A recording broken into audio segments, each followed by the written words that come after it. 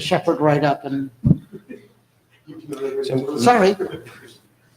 you remember we have the vendor-specific LCAF document under still working group last call, and which is concluded actually 2 weeks ago, yesterday. We did the consensus call in London, and this was just a check. Right, did we get some decent numbers and responses? I'm trying to. We had a few, but it was just confirmation of the consensus. Right, so we let's can just kick it. we'll send later on the forum. We can say state it during the working group updates.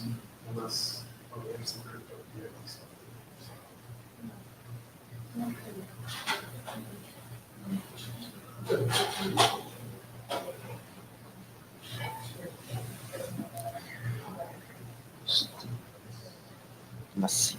And our first speaker actually. Shut. Okay, yeah, I think it's a good idea. Yeah. I was like, what? Getting better at towards the end of the week. Oh, it is? Oh, we're doing this. You're still here. Yeah.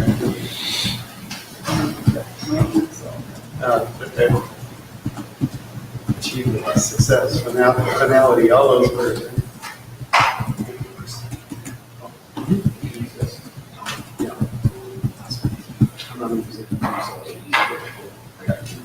It's HTML, right? Yeah.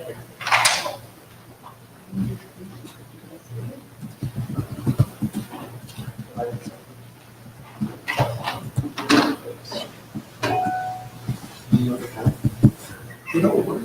You don't work. They lose their that's that word. I think they lose, so I'm like, what if they find it? Sometimes they find it.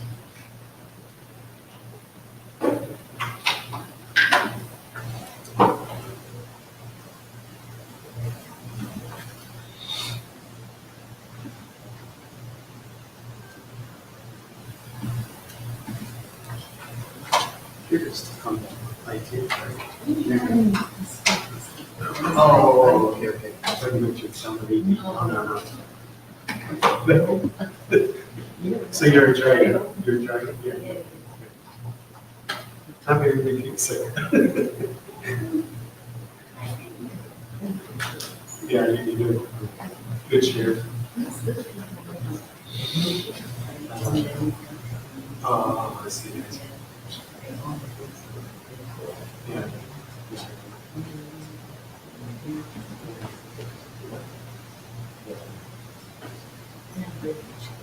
Yeah, they're great chairs. Should we wait for the scene as we start? What do you think? Hey Joe, how about if you do a LISP tutorial from Daytime, like you did for ILMP?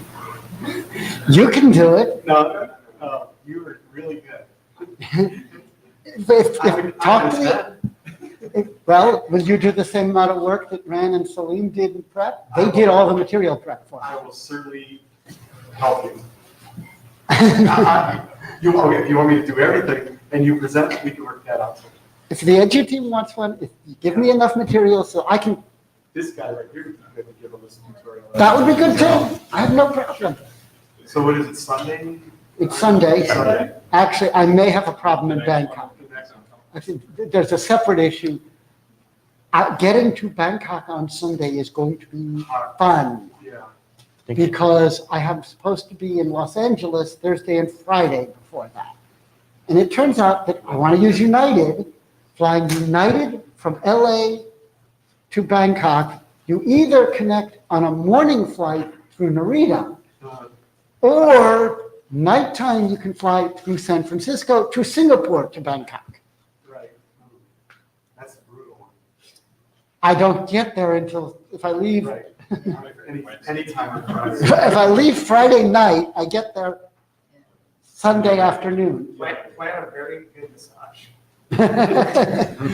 I've done lots of long flights before. No, but like when you get there, I actually was walking through the airport and there was a chiropractor. I was like, I've never done an airport chiropractic or ever done one before, but I had like pain in my shoulder. It's great. Good to hear.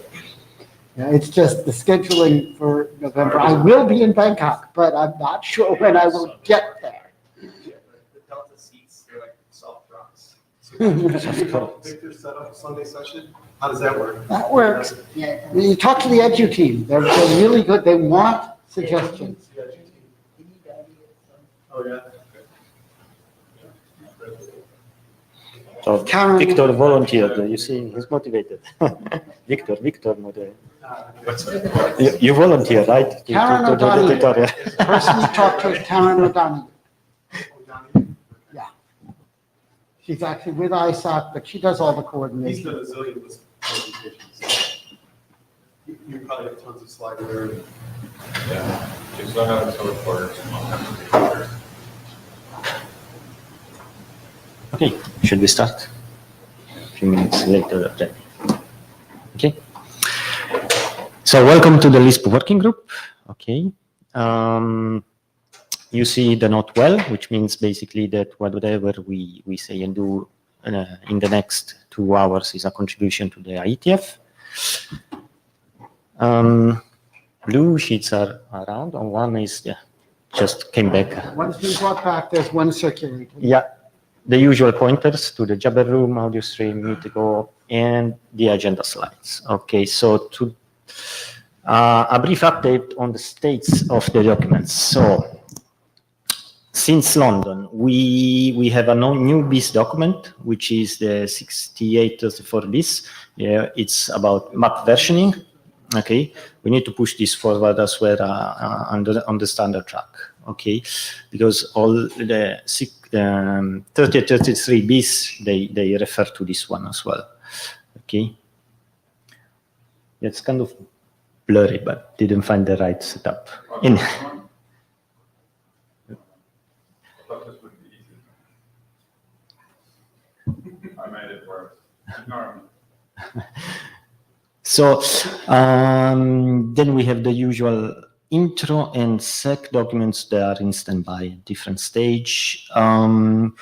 We have the vendor LCAF, actually, that was in working group last call in the last 2 weeks. This was just a consensus check because this document was presented in London. Authors asked for a working group last call. The room said, okay, there was consensus then, but there were few changes that I asked, editorial. So they came in a few weeks ago, and we opened the official working group last call. We had a few emails confirming the support. So I think we are done with this document. Later on, I will send a formal email on the mailing list, and then the usual process, shepherding, etc., etc.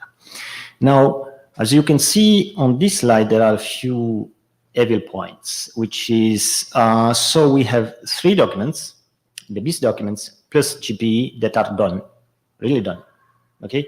Even the write-up is ready.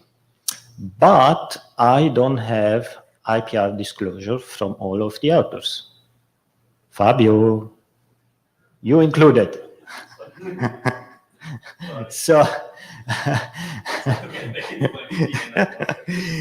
so actually, you are on the GPA document. Yeah, I And- get your 3 emails here and Yeah, there are small editorial changes that I need to be confirmed, and IPR disclosure.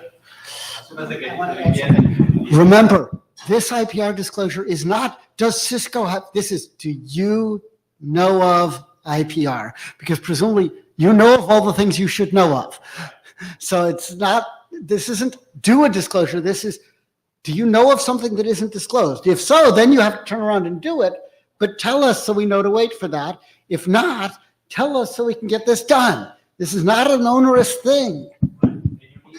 I am the only author pending that? or- No, Okay, so there are I- others. Okay, Yeah. cool. Thank you. Yeah, we will continue ping the other authors on the BIS documents. Hopefully we will get a reply. Otherwise, we will write down in the write-up that we don't have IPR disclosure from all of the authors. We will send anyway forward the document, okay, to the ISG. The problem will kind of come back when we will have the 48-hour authors confirmation that where we really need confirmation from the authors. I mean, we'll see how to deal with that. Hopefully, in the meantime, we will get in touch with all of the authors. Okay. There is still concerning IPR. Actually, I forgot already last time to point out that we have to IPR disclosure about LISP AID anonymity and LISP predictive RLOCs. So both are from Huawei. You can check on the data tracker. I assume you can have more information about this IPR disclosure.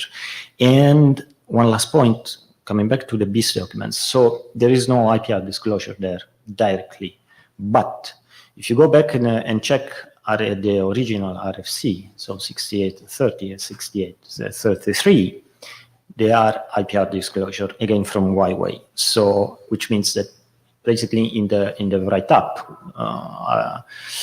we will state that because the BIS documents are based on the original documents for which there is an IPR, so it may apply. Then it's not up to you to check this, but just point out these things. Maybe do not, I don't know. Okay. And that's it as an update. So coming to the agenda today, we have an update on the Young model. It's the only official document we will discuss. Reshad can already come here. And then we have a bunch of non-working group items. Mainly, Dino will talk about the console plane authentication authorization, data plane telemetry. Fred should stop by and talk about ground-based LISP for aeronautical telecommunication network. Later on, Alberto will explain us how to use the LISP control plane for segment routing v6. Okay, and to conclude, there will be Colin giving an update on the LISP-based mapping system. Okay, and there are some spare time, so don't hesitate to ask questions and discuss. Okay, any comment? We can, I assume we can move forward and we go up from the. So, Young mode.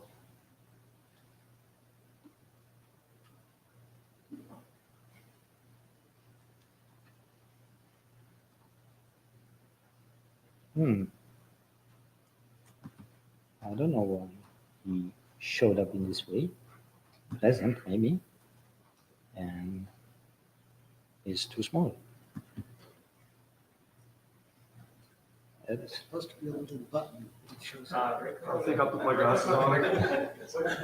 Can you select the display and set its resolution? no. Yeah, Chromebooks are kind of hard. Oh, is this one a PowerPoint rather than a PDF? Yeah. It's because They work much better with PDF, I gotta say. wait, there is.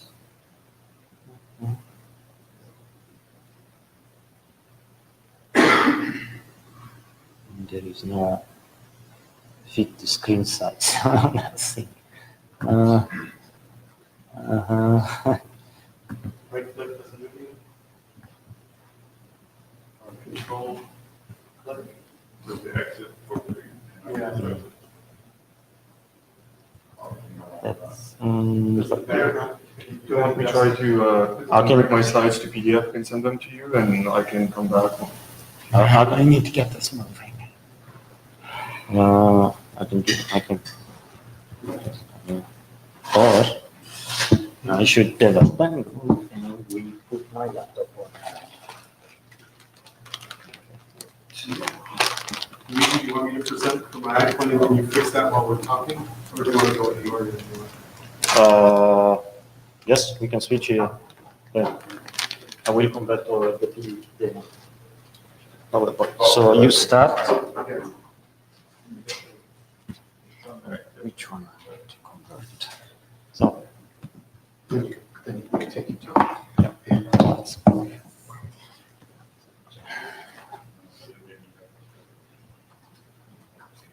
This one.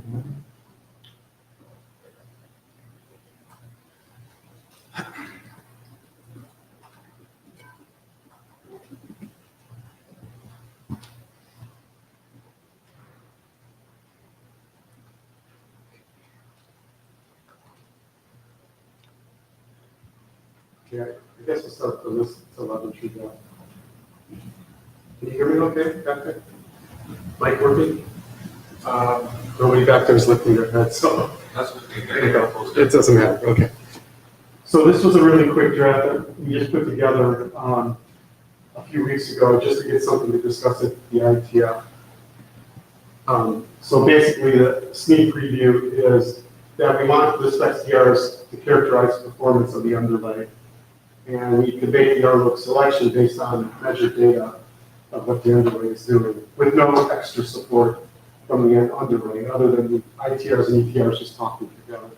Today, we already have our TT estimates because RLOOK probes can be time-stamped, and RLOOK probe replies come back, you can do the diff and do some RTT timestamps. There is some hot count sort of information that you can use as well to know the number of routers in the underlay that you're traversing. But if decapsulating XDRs participate, more performance data is available and only. Test, yeah, that's better. Okay. Thank you. Okay. So if decapsulating XDRs participate in this telemetry feature, more performance data is available, and we can make better informed decisions. Like, you know what you transmitted on ITR, what you encapsulate, but you don't know what's being received on the other side, so you can measure different things like packet loss and bandwidth and jitter.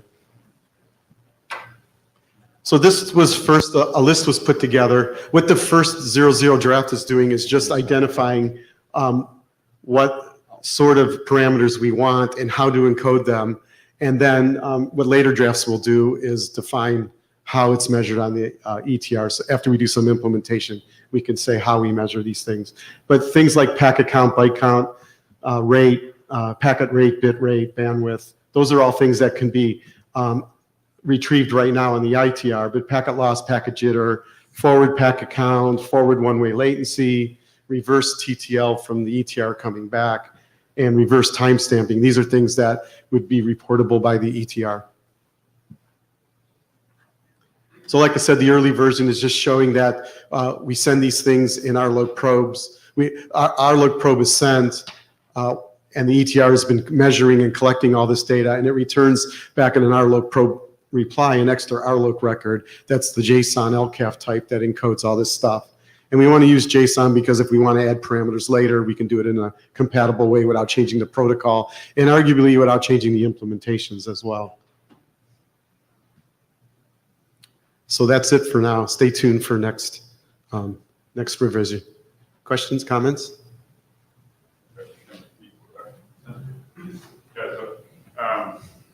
Eric, not Mike. And as I looked at the stuff, I realized that, we should probably consider this coloring thing that people are doing at IPPN. Right? There's this way, one way of measuring loss is you send N packets colored red, and then N packets colored blue, and then the receiver knows that, okay, it only received 98 that were colored red.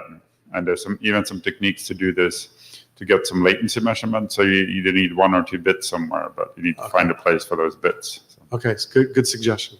Great.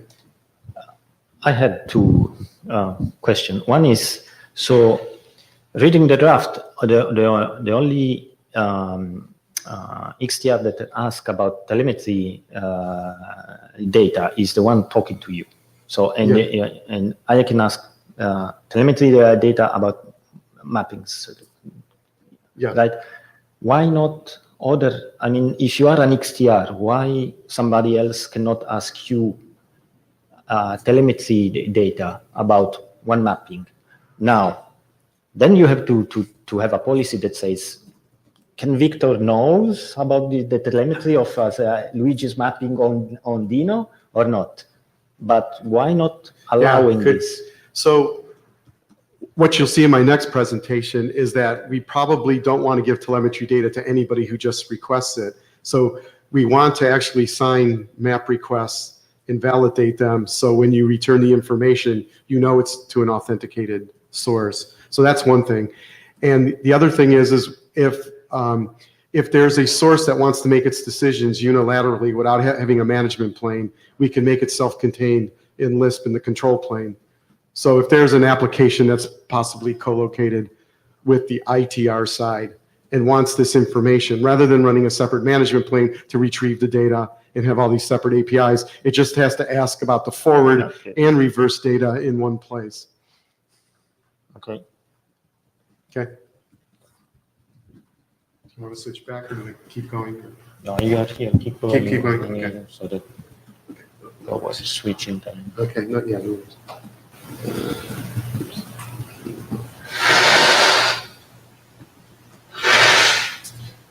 Okay, I'd like to give an update on the third revision of ECDS authentication.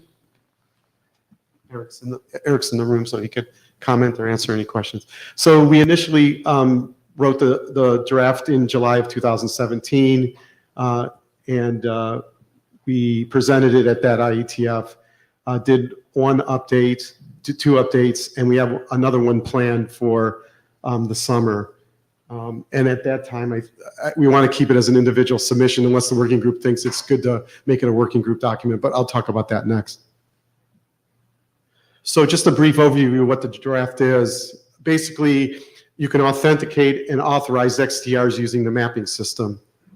And the way it does it, it describes how to sign map register messages and how to sign map request messages.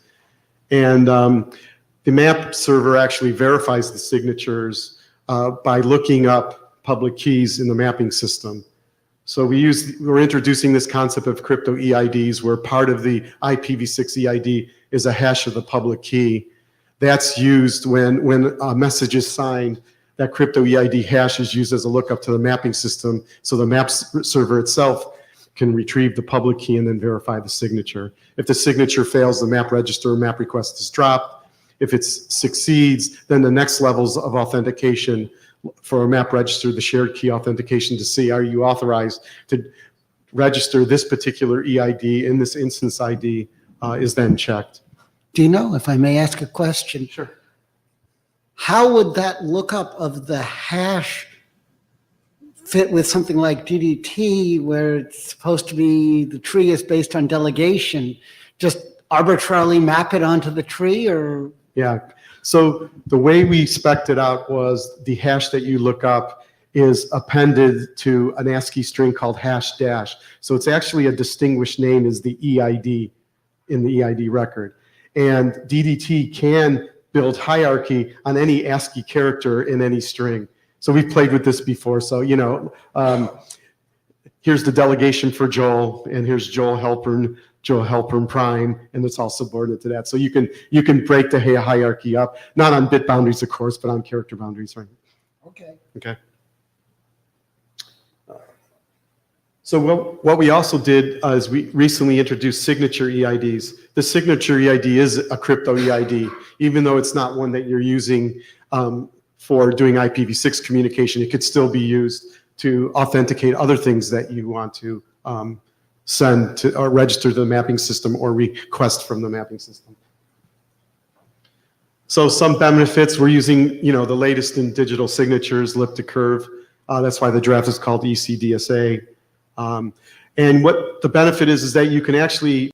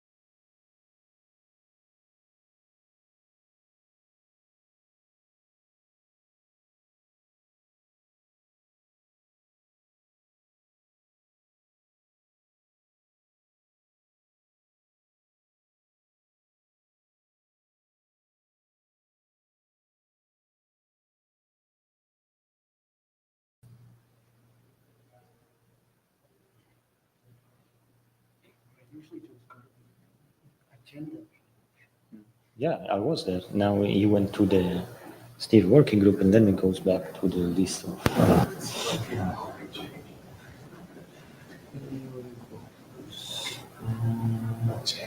This is a cat, you think this is. This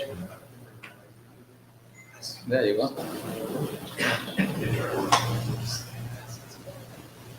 is it?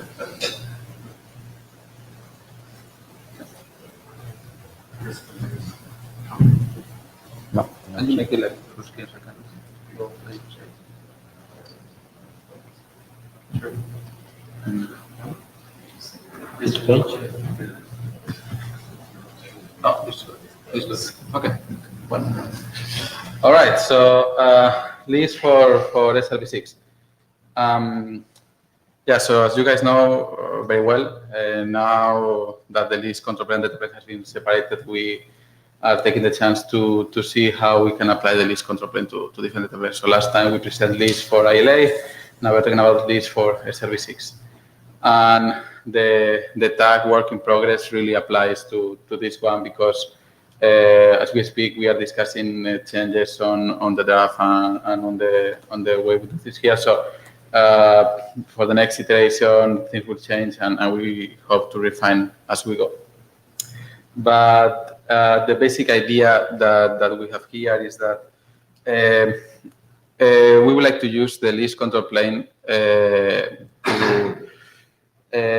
offer the SRv6 ingress nodes information about where they have to send the traffic. So as we put in the slides, list for where to go. So basically we map the EIDs, the endpoint MPNI EID instance ID, to the egress SRv6 node and the VPN subnet on that egress SRv6 node where the traffic has to go. Then the rest of the stuff on SRv6 about traffic engineering, further route, all that stuff is still done by SRv6. So list for where to go, SRv6 for how to go there. So in the present version of the draft, in the 0.0, we cover like kind of the full picture, right? Where you have an overlay with mobility and traffic engineering being offered by SRv6. But we have received comments already about that we should be clear on that that's not the only scope of the document. So for the next iteration of that, we plan to clarify that, for instance, you don't need traffic engineering. So if you're interested into sending traffic from the ingress to the egress, that's perfectly fine too. So you don't need to go for the whole thing. But for now, we have covered, the difficult use case. Now we will narrow it down to more simple cases. So these are the basic ideas. Later on, I have some slides with examples that should help a lot to clarify how things work. But this is the basic idea of the draft. So you rely on the egress SRv6 nodes to register the endpoints into the map server as usual. And then we use a new LCAF to register the SRv6 needed information. So the ingress SR nodes that are going to retrieve this information can use it to first see where they have to go, so where they have to send the traffic, and also compute the appropriate traffic engineering policies and whatnot. That's the 2 points that are covered at the bottom of the slide. And then how you resolve the endpoints. So basically, we present two models in the draft. One where the ingress node requests the endpoint information from the mapping system, and it gets the exit PPN seed, so like the final SRv6 function that the traffic has to go to, and also that associated information that we saw in the previous slide, like the egress node, the traffic steering tag, and all that. So with that information, the ingress SRv6 node can go to the PC. This is like common SRv6 stuff. Can go to the PC and retrieve the SR policy to reach to that egress SR node. Then we also have another model where the ingress SRv6 node requests again the mapping system, and is the mapping system the one that takes care that takes care of talking, if needed, with the PC to compute the path through the SR underlay. And then the map server directly returns the list of SR hops through the underlay, so the Ingress SR node doesn't need to talk with the PC to compute that. So let's go through examples to clarify all this. So first, for what I call in the slides decision resolution, so going to the map server and then going to the PC, right? So this is the basic scenario that we consider. You can see there those A and C are the ingress and egress SR nodes. And on the left, you can see the information in the ingress node A as well as the information on the map server. And you'll see how the information gets populated as we go. And you can see there the endpoints that are attached to the SR ingress and egress nodes, and how you look at this one has a pointer, right? If you look here at the table, you can see how, for instance, A has 2 endpoints, right? And it has 2 decapsulation functions that point to the 2 verbs that guy is implementing. So when you want to send traffic to this verb, you will use this one and so on. And you can imagine a similar table for C. All right. So this is how things start. Map register. So the edges send the information about their local endpoints, the local EIDs to the map server as usual. And what they register is the information about, okay, if you want to go to this guy that is in instance 81, this is the egress SR function that you need to encapsulate the traffic towards. And this is the traffic steering tag, the color that you associate with that particular endpoint. So you can use that later on to communicate with the PC to compute the appropriate path through the underlay. So now let's say that you have traffic going from V to X. As you can see there, source destination, source address, destination address, payload. So what happens is common Lisp stuff. A map request, map reply. So you get that this line from the map request, map reply exchange, where the E node knows that to go to X, it has to encapsulate traffic towards C : D33, and that it can use the red color to find the appropriate path in the underlay. That is what A is doing in this step. It's talking with the PC, saying, I want to go to this egress SR node, and I know that the traffic has to be associated with this color, with this particular SLA or traffic stream tag or whatever you want to put it. So tell me the path. So that's what's happening here. And you can see that the SR policies are populated here. So the A node now knows that to go to the egress C, when the traffic is typed color red, it has to go through B. So that is what is happening here. I'm not going to go into the details of how the SR encapsulation goes. So I guess that you guys can take a look at that on Spring or go through the plenty of presentations that are around on this. But basically, you encapsulate the traffic through the service underlay to eventually be decapsulated in C and deliver as usual. So now mobility, which is what we covered with Lisp in the draft, right? So let's assume that X moves to a new egress point E. So this is regular Lisp stuff using a map register, and this map register, I've put both options in there. So I'm considering draft IETF EAD mobility and draft IETF Lisp apps up. Some of you may argue that only one is needed, and I could agree with that. So up to you guys how you want to deal with mobility. So you can use one, the other, or both. So they are all, as you know, interoperable. So I put them both there for reference. So basically, you update I was hoping Dino to come to the mic on this one. Yeah, go for it. No, this is Dino. Just one quick question. We'll need to do pub sub or SMRs, even if the RLOC doesn't change, but the SR, the source route segment route that's associated with the RLOC changes, it looks like a mobility change and it has to be signaled to the, Yeah, that's, I don't know if that's specified in the spec. that's in the next model. So in this model, we assume that the SR part is like compute by the, well, not compute, but it's retrieved from the PC directly from the ingress. So it's like disjoint from the Lisp retrieval of the final decapsulation point. But in the model where we collocate these two options, that is certainly the case. So if the SR path changes, you need to notify. So in the EID mobility draft, this is a new setting a precedent, which is okay. The EID mobility draft said whenever the RLOC changes or has a new binding, we trigger map registers, we do SMRs, we do pub sub, we do data triggered SMRs, whatever the case for all those mobility cases.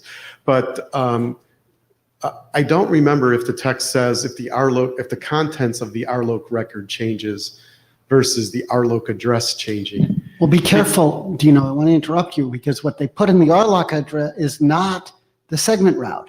It's the label for the policy for the segment route to go ask the PCE. So, I didn't want to bring that up because that's another issue I have with two-stage lookups. So but they're not, the point is the way they're doing it in this version, this part, the mobility, that the policy didn't change. You don't change anything in the database. Yeah, that's why I said that So in the second model where we don't need to get that. This is not a criticism by any means on segment routing, but let's think of this. Let's look at just EID mobility running over an MPLS cloud. And let's say the label switches for the underlay. That's the same case here where the RLOC doesn't change, just the label changes because you have a new TE path. I don't know if we have language that talks about the characteristics of the underlay have changed, the how-to part, not the where part. So in particular, if it's not there, it can't trigger. The comment you made just made it more complicated because of the level of indirection. I mean, then you get into, you'd have to trigger something to indicate that you need to requery the PCE, which there's nothing to change in the mapping system, so I don't know how you would do it. Let's maybe go through the second model because I think your question applies more to the second model than to this one. So let's just finish with this. Once the ingress has been notified of the new attachment point for the endpoint, it will find, if needed, a new SR policy to go through the underlay. Traffic goes there. Okay, so now the second model that is, I think, what Dino was asking about. In this model, the map server is the one that interacts with the PC to find the SR paths to the underlay. So things are like in the previous one. Let's assume that everything has been registered already and whatnot. So traffic appears on the ingress. Map request is triggered. What happens here is that the MSMR goes to the PC, or maybe it has gone previously and has something already stored there. So the map server goes to the PC and asks, okay, I want to know which is the SR policy to go to this egress because I have someone that is asking about an endpoint attached to that egress. So I want to send the whole path to that guy. So the map server gets that and sends back a map reply with the complete path, right? So in this case, the node A will have a map cache entry that says that, okay, I want to send traffic to X, so I have to use that SRv6 path that goes through B and then C using the decapsulation function D33. The traffic goes like in the other example. Mobility is the same, and in this case, is where the mobility event triggers also that the path for the SRv6 ingress node to reach the egress node changes as well. And this is, I think, the case that Dino was mentioning. So let's assume that just the SR policy changes. So yeah, in this second model, the map server will notify like, okay, I've sent this information to you in the past, and now this information has changed. So here's the new information. This is Dino. What if the SR policy doesn't change, but the reachability of the segment route changes? In which sense? Like that you are not able to... You have a segment route ABC, and there's a reachability problem between B and C. Is there any proactive fixing of that? Like go through A, B prime, C prime or something? That's an SR question. Yeah. I don't know, yeah. maybe that'll go for it. Darren Duke, Cisco Systems, and yes, the PCE would notify MSMR when that changes. The PCE would compute a new path and notify MSMR of the new path, which would then get distributed down to the ITR. All ITRs. Well, All ITRs. all ITRs or all ITRs interested? I don't know. Yeah, same Okay. difference. And could be large. Okay, so that's it. Also the example of the traffic. So we have an ongoing discussion on how we want to encode this part, and I think that Dino has an opinion on this too. I just wanted you to comment on the issue we had in the side meeting about how to avoid the two-stage lookup. Right. So in the draft right now, we have these two models: one with the two-stage lookup, another with a single-stage lookup. So for now, we prefer to consider these two as separate options that you may choose to implement one or the other. As we move on through the process of refining the draft, we'll see what. So in the first model, the SR is directly in the RLOC, in the LCAF, in the RLOC record. In the first model, the information needed to compute the SR path in the SR underlay is in the LCAF. Yeah. Yeah. Yeah. Oh, okay.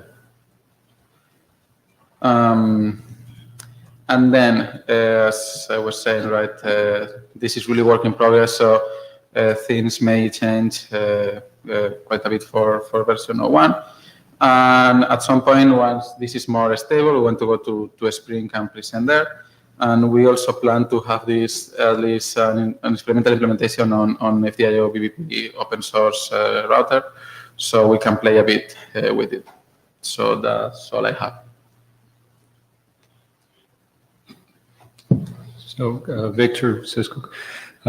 Question on the second model where you have the single lookup. Once you get the update from the PCE, is the thought to actually push that update to the ITRs, or are you going to send a map notified to the ETRs involved and then let the SMR mechanisms take place, or are we thinking about restricting this to pub sub scenarios only? Yeah, so if we follow what Dino was saying before, right?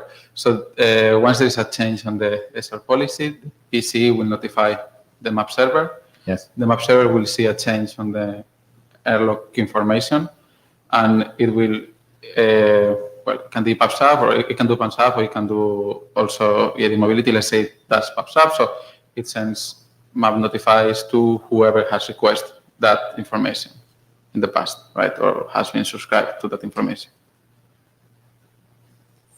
Okay, it's clear for the pub sub, not so much for the SMR-based mechanism, how we do that. Well, technically for the SMR base, you will send to the ETR? previous information, and then if traffic reaches that point, SMR will trigger map request, and you will get back the updated information.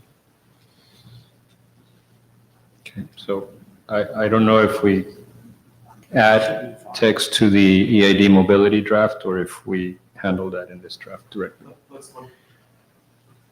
Let's look at the EID mobility draft to see what the text looks like, to see if it generically covers this case without being specific. Mm-hmm. Okay, let's move on. I just want to make a reference to Luigi's question, the list telemetry talk about why should the ETR give the information back to the ITR. This is a good example here where an ITR may have two RLOC records to either the same RLOC or different ones. But the point is that there's different, say it's to the same one because it's kind of interesting, but there's different segment routes. So you may want to RLOC probe twice because you're going on a different path. And then when you get the information back, you want the ETR to tell the ITR, and it knows what path it is. Since these segments routes are source-based or relative to the ITR, you have this directionality problem. So we thought that, it would be more general for that. It's ditto for MPLS.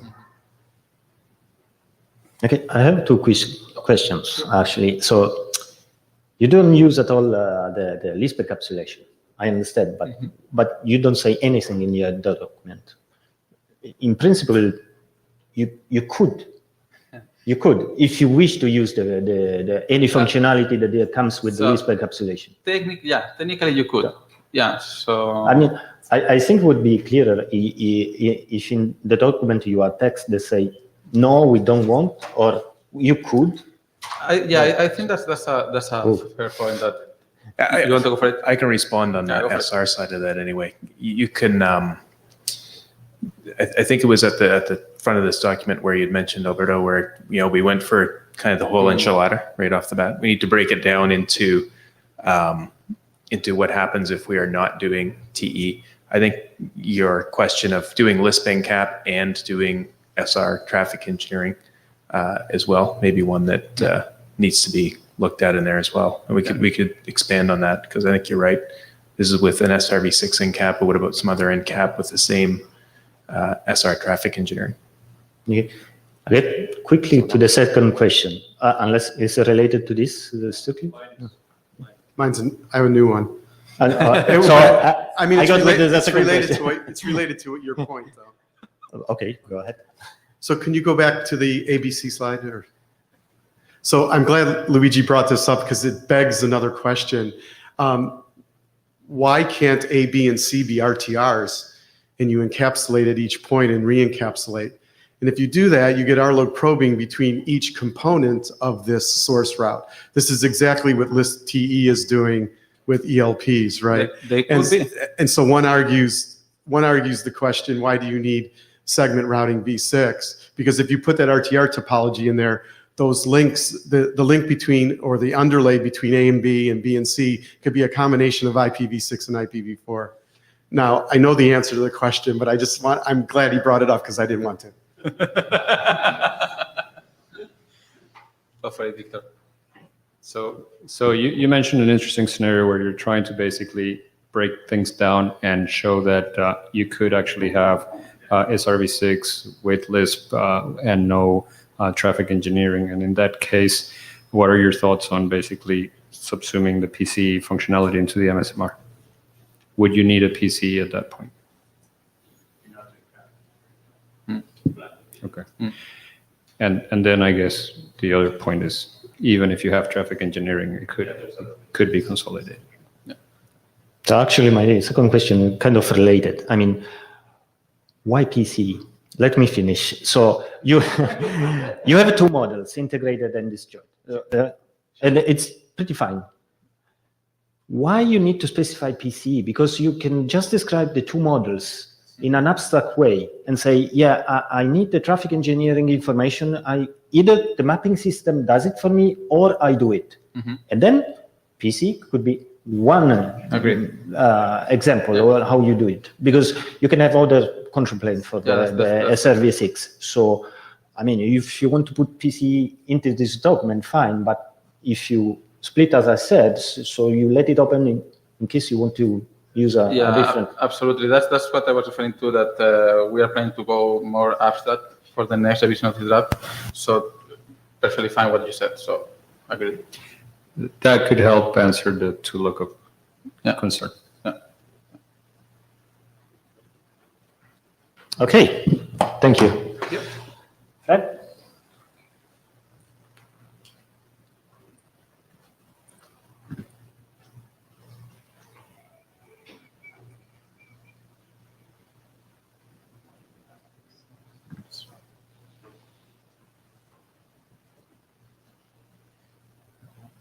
Okay, good. Pull this up a little bit.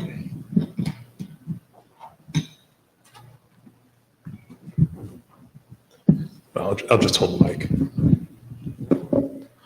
So this is a talk that I've been giving this talk to the last couple of LISP working groups. It was also given the routing working group this meeting.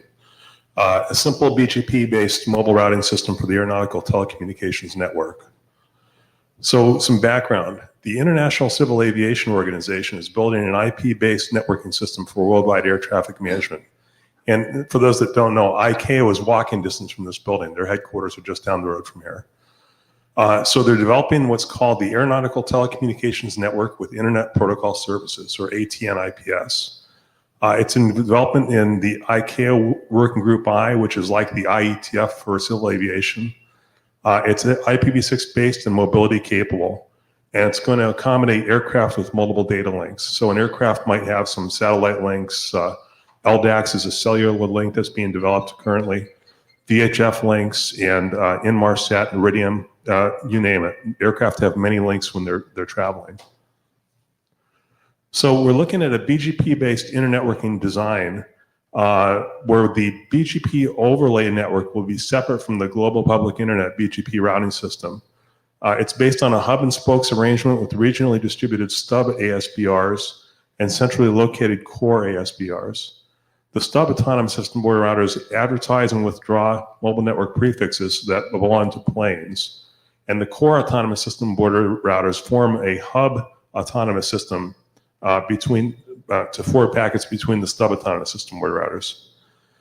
Proxies or XTRs connect data link subnetworks to the overlay, and clients that are aircraft that may connect to multiple subnetworks. Then route optimization removes the autonomous system border routers from the path. So what it looks like here is that think of it in terms of concentric circles. In the center circle, you have those purple routers that are core autonomous system border routers that are within the same autonomous system. And they talk using iBGP to keep full topology information. In the next outer circle, you have those green routers. Those are the stub autonomous system border routers, and they connect aircraft mobile network prefixes into the core. And then out in the next circle, you see what I've labeled there's proxies, but that's where the XTRs would sit in the LISP model. And then finally, further out, you've got the client airplanes. And as you can see, is there a light on this somewhere? All right, I didn't want to do that. Okay. So you have some airplanes can connect to multiple data links. For example, if it has a SATCOM link through the first subnetwork and an LDAX link through a second subnetwork. And again, aircraft may have many data links that they activate during different phases of flight. So the details on the BGP arrangement here is that each autonomous system border router is a stub autonomous system unto itself. All core autonomous system border routers are members of the same core autonomous system. The stub advertised their associated mobile network prefixes, that's the prefixes owned by the airplanes, to the core using the eBGP. And the core autonomous system border routers originate default, but they do not advertise any mobile network prefixes to the stub autonomous system border routers. The core autonomous system border routers discover all mobile network prefixes in the system using iBGP, and they can connect the overlay to the global public internet, in which case they would advertise only a short aggregate, like a 2001 DB8::32, instead of dumping all the airplane mobile network prefixes into the BGP routing system. We've seen in past experiments that doesn't scale. This is kind of reiterating what I've already said about the hub and spokes model, and this is the diagram that comes from the draft. So changes since last version. We removed the discussion of route optimization and mobility and multi-link because these are covered under other drafts. We have the draft that's the LISP, ground-based LISP that talks about one proposal there, and I've got another draft on Arrow that talks about a second proposal. But this draft is now generic. It doesn't apply to either LISP or Arrow directly, and either one can be fit in. We've had some discussions how the multiple systems can come into play in different partitions of the network. And the document focuses on the BGP topology and route interactions, and it emphasizes that inter-autonomous system mobility events and quality of service updates are not propagated into the BGP routing system. So that's pretty much it. It's think of it in terms of concentric rings where you have your mobility and your multi-linking happen in the outermost ring so that the core doesn't get affected by that. Do you know? Quick question. You said the planes are multi-home. Do they use both links at the same time? They can. And what's the addressing when they're using both at the same time? They use the same EID over both links. And so EID prefix, I should say. Okay. So you might have differentiated service code points point to link A for some traffic and point to link B for other traffic. I see. Okay. Yeah. I think that's it. Let me just check. Oh, okay. Here's the draft. Again, it's been presented at ICAO working group by mobility subgroup, and it's under active consideration there. And it was been presented in the routing working group at IETF 99, 101, and also 102. It was just presented on Monday. And also presented at the LISP working group at IETF 101 and 101. And also now this one at 102. So I think that's all I have. Any further questions? Have you considered using both Lisp and BGP at the same time, like just use Lisp on the proxies? Does that make sense? That's what we're thinking about. Oh, that's your thing. Yeah, that's what we're thinking about doing. Okay, thank you. I have just a curiosity. When will ICAO make a decision? I mean, they're considering the solution, right? So what is the time frame? ICAO is really kind of pushing forward to get a solution decided on soon. But whether that solution would be a pure Lisp or a pure Arrow or a pure mobile IPv6 or some kind of hybrid of those, that's what we're kind of in the process of trying to decide right now and figure out. Hi, Brian with Nexus. I actually just was wondering if you were considering using the planes as sort of a mesh network so they could relay each other's packets. That's a very interesting idea. So air-to-air links, are you thinking about that? Yes. Yeah. We think about that when we talk about drones, when we talk about unmanned aircraft, the small drones, We haven't been thinking so much about the civil aviation airplanes, but that's certainly something for us to consider. Okay, thank you. Thanks for that.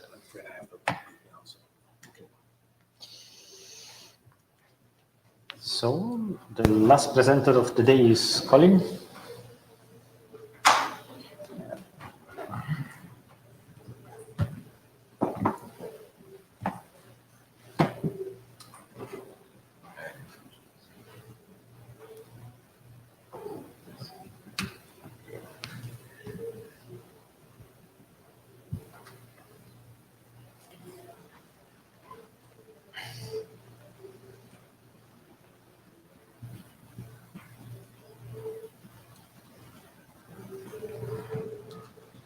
Hello, everybody. This is my first presentation, so we'll hope it goes well. Make sure to shoot questions, give comments, let me know anything I may not be seeing correctly on this, but this is essentially something that and I've been working on, kind of speculating on for a while. A little background: I work on peer-to-peer networks, cryptographic distributed ledgers. So we've kind of had some interesting interactions, figuring out how we can kind of integrate some network level components to distributed ledgers. So that's kind of where the birthing place of the decentralized mapping system came in. Essentially, if you have a peer-to-peer network valued in hundreds of billions of dollars, let's say Bitcoin for an example, and it's running over Lisp, you need to basically mitigate central points of failure, which mapping servers can potentially be, which could essentially bring down the entire network and cause significant damages monetarily. So what if Lisp SCRs didn't rely on pre-configured map servers? And what if map servers could also allocate to their own shards when they came online? Now, what if the abstraction layers on top of the OSI could actually improve key management and authorization in map servers? And what if we could mitigate map server DDoS attacks through partial pre-image collisions of 0 bits? So what this basically means is we can distribute the XCRs on the map servers and make them auto-allocating as a type of distributed consensus mechanism, so that they can allocate specific shards within one another, and then from that, they can create a higher level of reliability. Now, this is going to mitigate DDoS attacks. I'll get to that about the partial pre-image collisions. That's essentially finding a number of 0 bits that are a partial pre-image collision on any type of hash with a random n once that would essentially be a proof of work that would create an asymmetric type situation, which means that the requester would be required to fulfill thousands more hashes than the actual verifier or the map server, which will only be required to fulfill one, so you could drop packets, and I'll get to that later. Sorry, I'm going on a tangent. So, sharding the map server. So, what if each XCR was a map server allocated to a DHT shard, so a distributed hash table? And what if each XCR could actually map registers to each XCR based on a deterministic modulus? So, essentially what you could do is every time a new map server came online, they could replicate one another, and then they would be acting through a shared type of address registry that we'll get to that with the DNS, which essentially would be able to create and allocate new shards. So it would, in a sense, share some of the cache, and new nodes coming on that are aware of new map servers would essentially be able to start asking or talking to these new shards with new caches, and then the map servers would eventually cache and time out since some of the records would go, and so it would automatically be able to locate and create shard 4, shard 5, or shard 6 as needed. So this would be something that would be determined by the map servers. It would probably require a little extra machinery, but it would allow them to essentially auto-synchronize and auto-manage themselves. So the DDoS protection. We always have the needle in a haystack problem with DDoS attacks. What do we do if a central map server goes down under a DDoS attack? Does this cripple the network? Now, what if the server load determines the location on the DHT charge or map servers and also acts to require requesting party to complete a proof of work by iterating an N once to find a value that meets a number of 0 bits, making it require work for the requester if the server happens to be under a heavy load.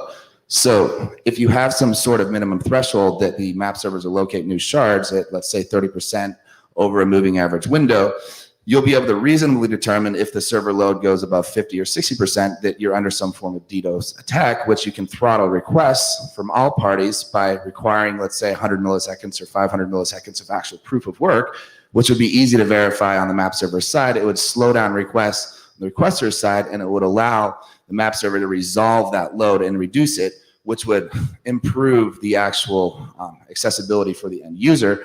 Now, the downside for the user is they would require computing cycles if the server did get under heavier load, but if you're under a DDoS attack and the server is completely down, that's completely service outage. This would just be a slowed service, which would require you to essentially pay your dues to get access to the system. So how to shard the mapping system? So as Joel brought up last time when we went over the Lisp decentralized draft, there was a bootstrapping problem. So the DNS record would simply be something that is pre-configured that would talk to a DNS type of map server that would just be keeping a running record of all of the actual distributed map servers. So this would be the way that you get through the bootstrap. You can figure that in. And then the DNS server is essentially what you get the A record for, which then you talk to it over a predefined message set and ask it directly back for the list of running map servers or shards. And then you'll know exactly ones. Now, if a shard is in bootstrapping phase, which could be a 24-hour phase, creating, let's say, shard 4, then you would be essentially talking to modulus 3 and modulus 4 in order to bootstrap and help that map cache fill up to eventually get through that bootstrapping period to where the new shard can allocate. So the XDRs that are part of the mapping system resolve the first DNS records to obtain the initial DNS seed, which then resolves to return a list of known map servers. Map registers are sent to the correct shard, located by deterministic assignment of modulus.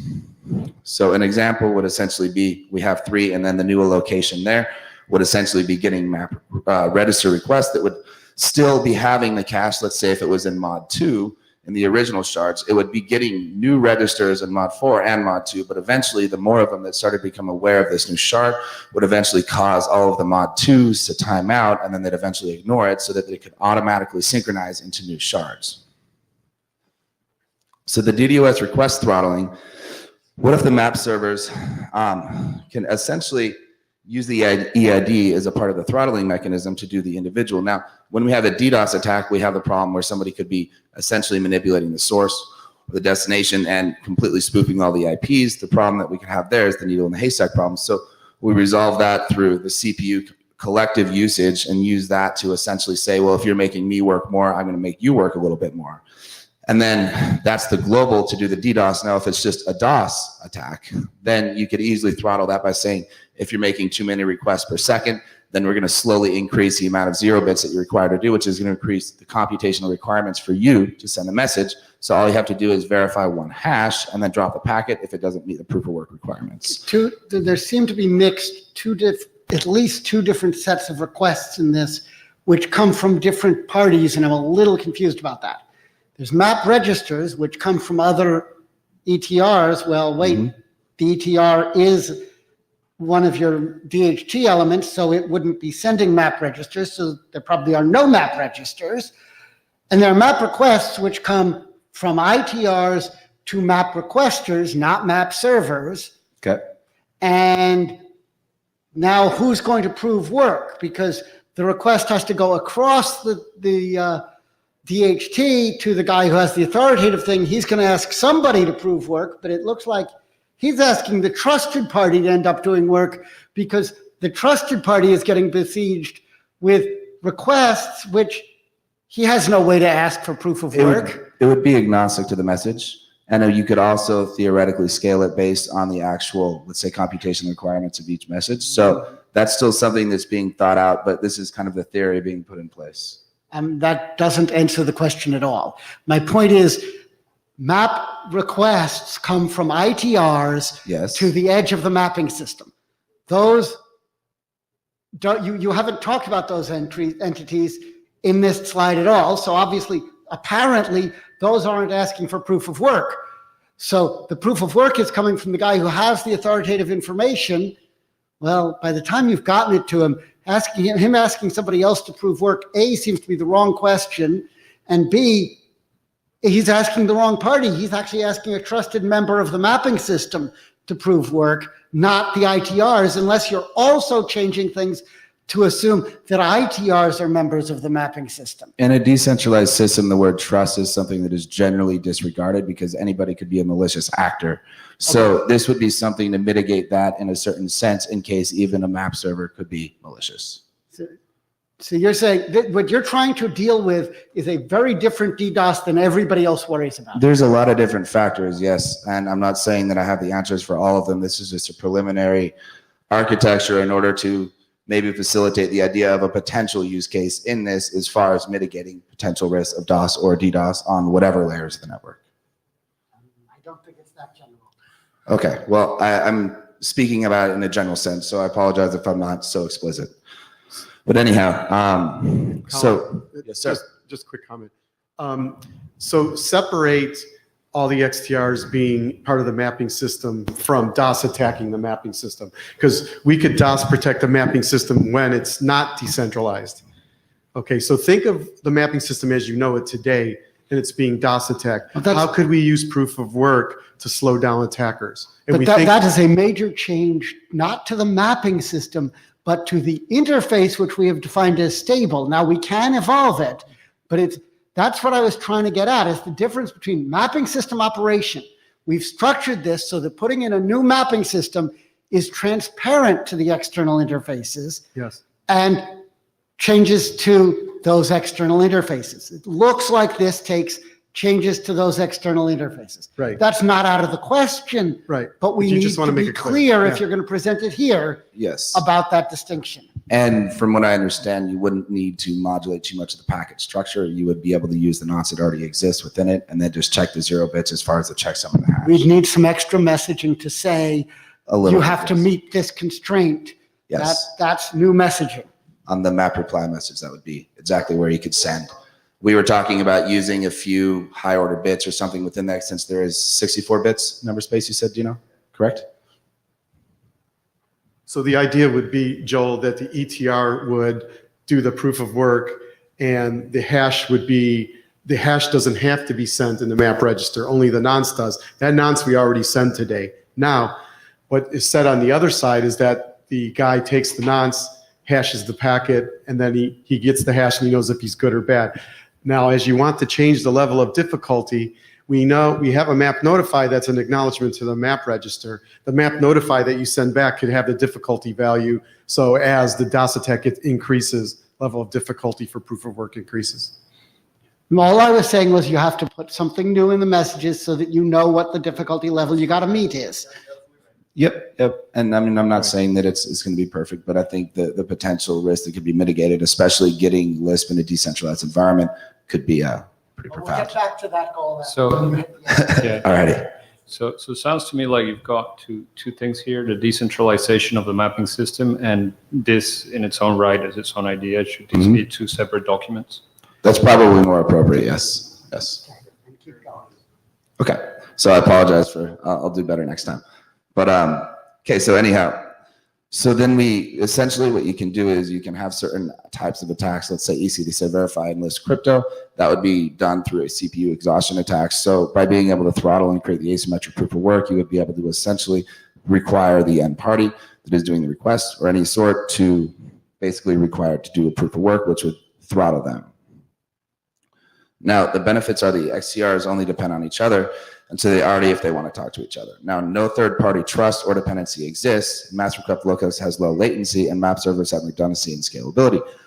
Those are important components to get into a complete decentralized environment, to utilize Lisp with something such as a distributed ledger. So the distributed ledger is an abstraction layer on top of Lisp or on top of the OSI reference stack, can actually handle the removal of native third parties, such as key management, authorization, access control schemes. Since the distributed ledger is actually a very secure data layer that is built through a consensus mechanism globally, there's a lot of things that you can actually be implementing on a list. So the prerequisites defined in this document are defined to make the decentralized mapping system function in a case that would eventually allow a distributed ledger to sit on top of it, which also allows you to create reputation systems mathematically verified on EIDs so that you know exactly who you're talking to, and then you can have certain, let's say, selection bias from the list telemetry data on the distributed ledger, and vice versa. If a map server can verify EIDs or RLOGs that are mentioned into the distributed ledger and verify their actual trust and reputation, there can be implications in that as well. It sounds like there's a real assumption here that's very important and valid for some of the use cases you're describing, but I want to make sure I'm understanding you. Your assumption seems to be that this is an environment in which not only are the XTRs highly distributed, but any XTR, it is perfectly okay for any XTR to claim to be serving any EID as long as nobody else is claiming that EID or EID prefix. No, when you have the distributed ledger on top of that, you actually create a reputation system, a series of events, so that somebody's claim is not just a claim out in the open abyss. You actually have a mathematical verifiable trail of somebody's trustworthiness so that you can have a distributed trustless system by mathematical verification. Okay, that's going to be, okay,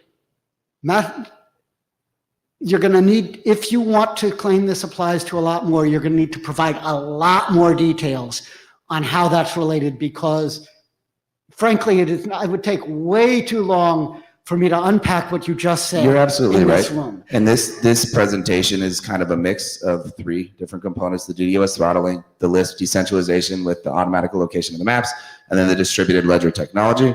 I could go in, I've been developing distributed ledgers for about 4 years now, so I have extensive experience in that. I've been running a live one for about 3.5. So I could get into a lot of details, and I'll probably author a draft on the DDoS and then the distributed ledger technology on top of the OSI. Well, and just be careful. continue upon If this. you want to treat that as separate, then you're going to create a dependency between the two drafts. And the DDoS thing, it looks like, is really separable. And I'd like to be able to evaluate that separately, because I think it's potentially interesting, but very separate. Cool. The relationship about who is allowed to register what and how that is achieved is central to the notion of what the mapping system does. Okay. There's a whole lot of work in the register messages and in the authorization models we've done, and that doesn't mean we have to stick with them. And maybe we want to offer alternative ones as well, but it's very important to address. Yes, yes. And I think that can be addressed with the distributed ledger. So in our next revision of this draft, we will continue forward on explaining and extrapolating on the implications of that. Yeah, this is Victor. So Joel, if you keep them as one document, right, all those uses of the distributed ledger, etc., would only be applicable to the decentralized model of the mapping system, but they may be applicable to a centralized model. That's Yeah, there is but I'm trying to- implications. Yes. They can be separate, but you need to be careful about how they're related. That's To the- all I yeah, said. okay. Yeah, the DLT is just a secure data layer that's formed through a global consensus, which makes it very difficult to forge any data on it, because instead of having, let's say, conventional Byzantine fault tolerance of 30%, 3L+1, you end up having multiple layers of validation that become incredibly costly to forge and create, which allows you to create a track record of cryptographic identities and keys that then you can then use through authorization systems in centralized or decentralized mapping systems. So regarding the last bullet, Albert's been doing a lot of work with his team on how blockchain technology in general could help Lisp.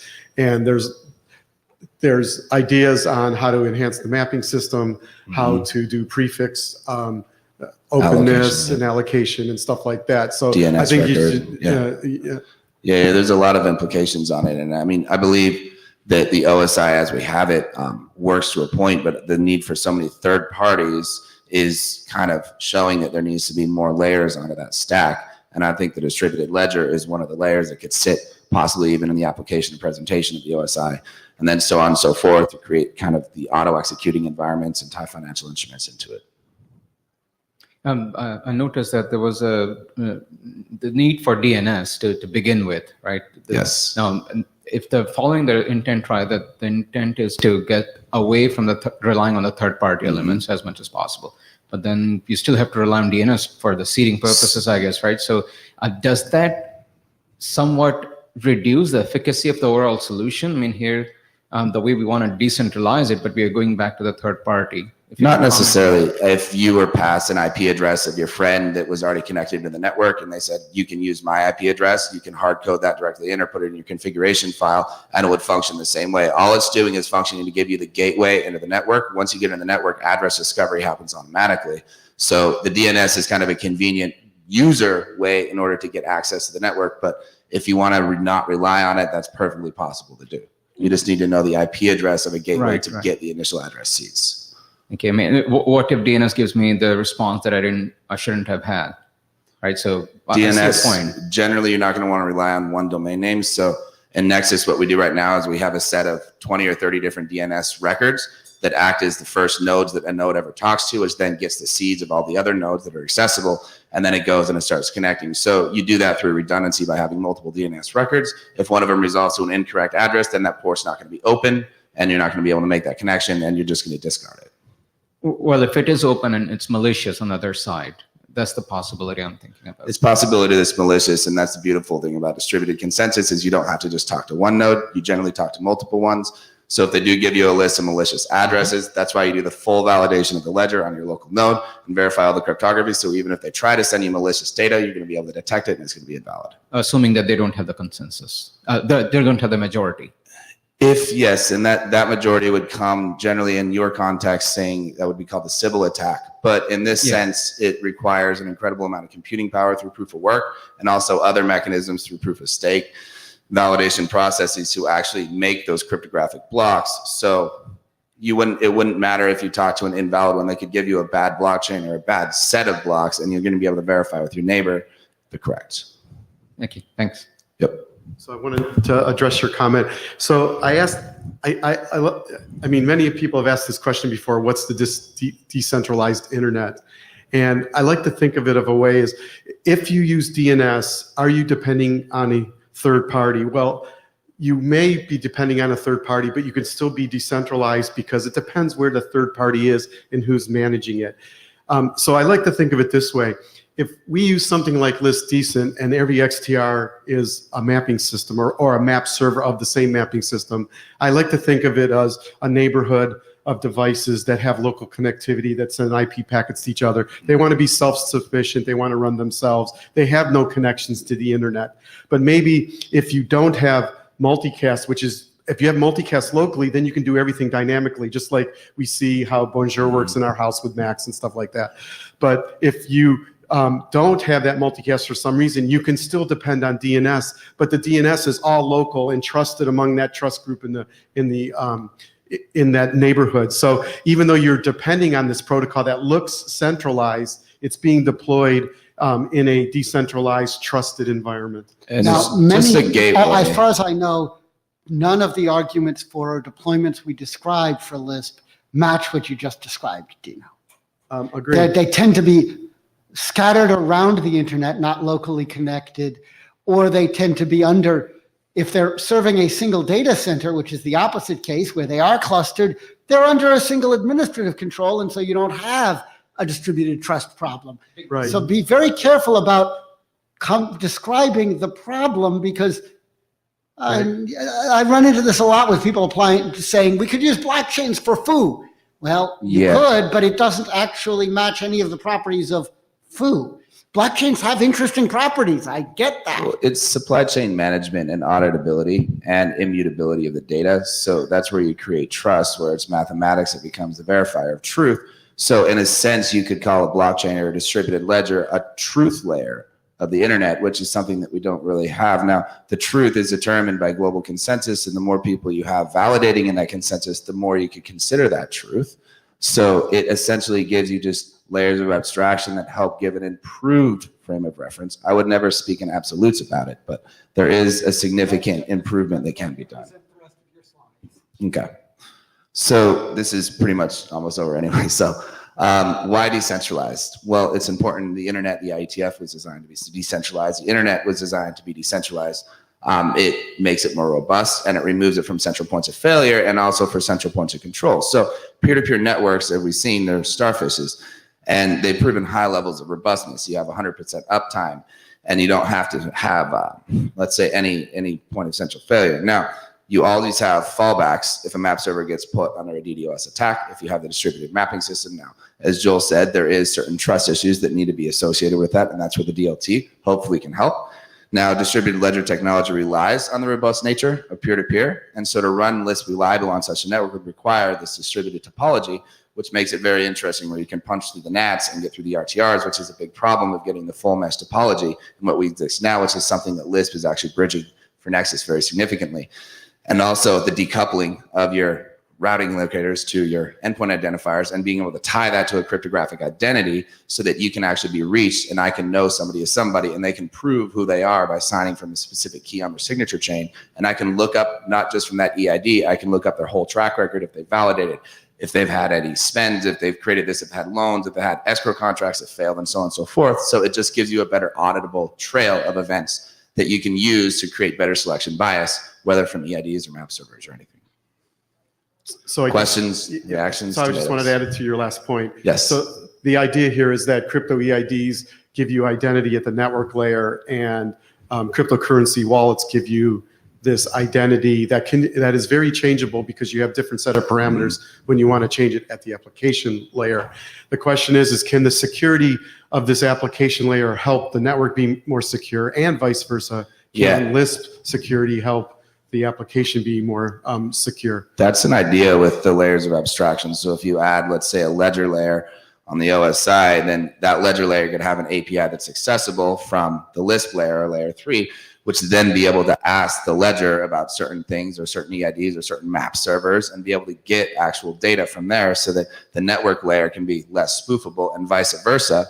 When the ledger can actually recognize EIDs through that and have trust, then they're going to know that nobody can spoof an ID. You can spoof an RLOC, you can use a VPN, whatever, but I know I'm always talking to the same EID and I see the cryptographic proof that this person is who they are based on the distributed ledger. Any other questions, comments? Cool. Thank you, guys.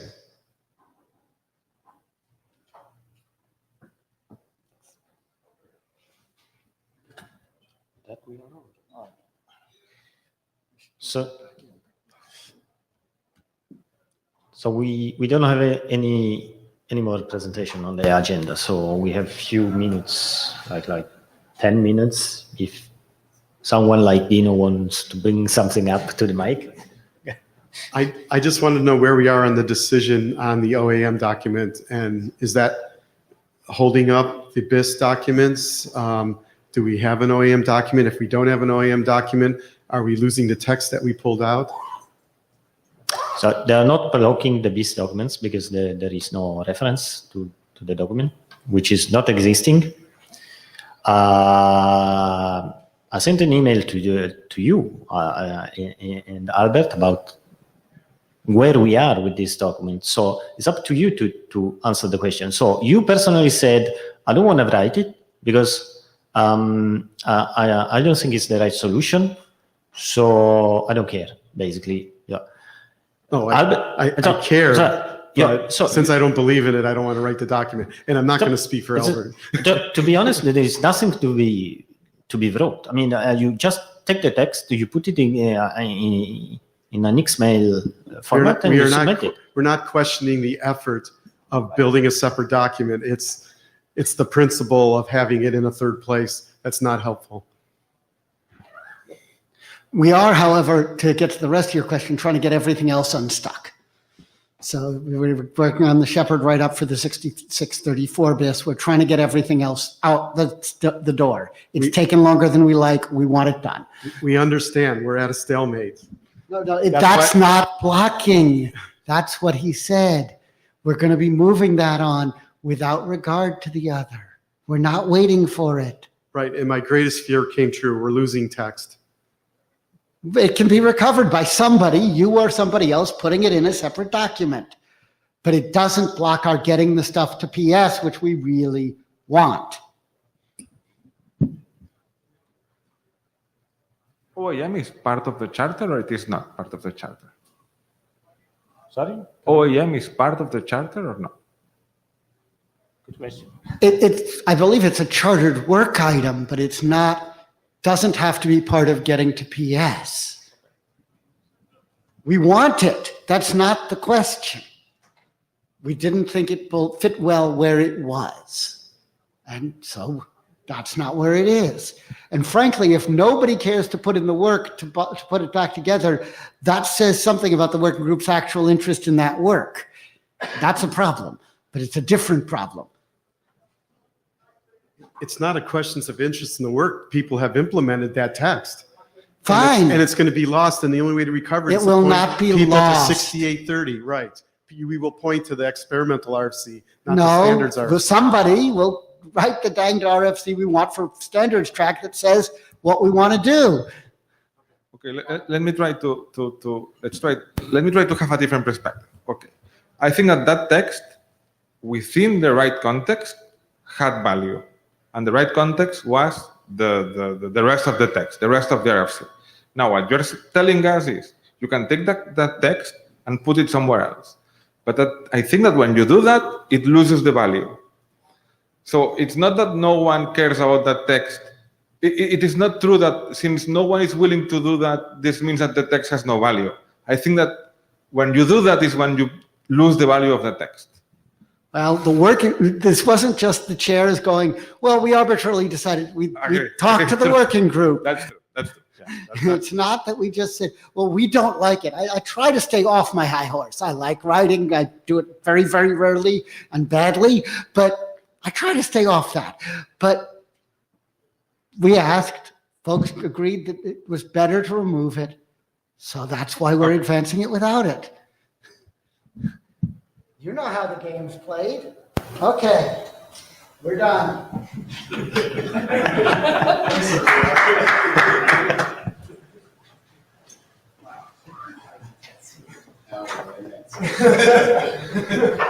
Good first time. Yeah. How did that feel? That was good. Yeah.